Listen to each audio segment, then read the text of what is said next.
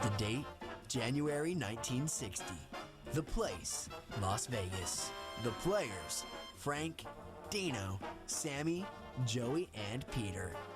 These 5 guys blew into town to make a movie called Ocean's 11, but filming took a backseat to their real mission. Throw a 3-week party at the Sands with all the women, whiskey, and wild behavior they could get away with. How can you beat those guys? And they were Vegas. They were real Vegas. It just seemed like they just came out on the stage every night and had a lot of fun. When the sun went down, so did all the inhibitions. Frank Sinatra, Dean Martin, Sammy Davis Jr., Joey Bishop, and Peter Lawford were affectionately known as the Rat Pack, and Vegas loved them. Once they took the stage, their act was a combination of music and boozy humor, and audiences couldn't get enough.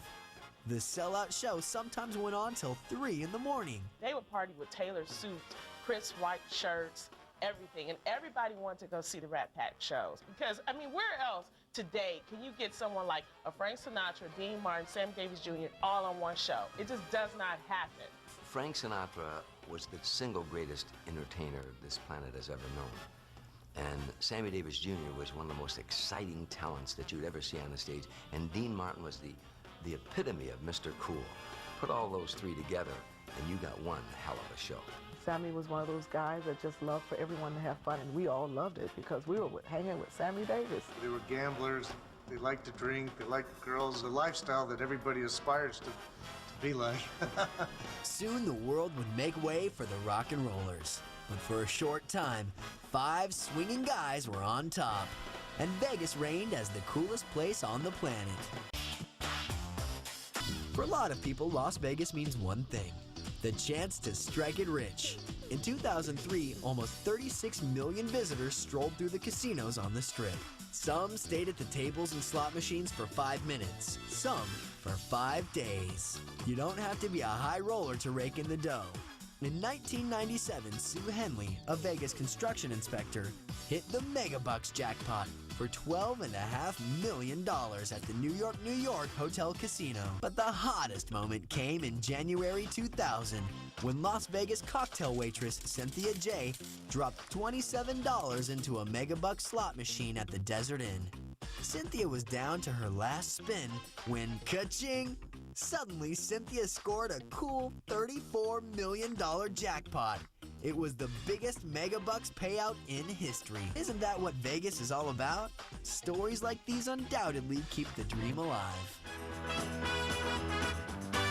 In the late 1960s, the career of Elvis Presley was at a low point. The king of rock and roll was making mediocre movies.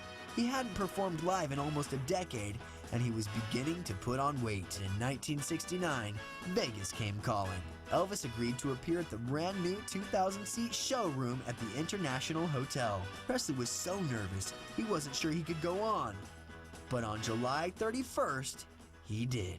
It solidified Elvis as a bona fide superstar and a true perennial legend, but it also solidified Las Vegas as a place that truly was the entertainment capital of the world. After a shaky start, Elvis hit his stride.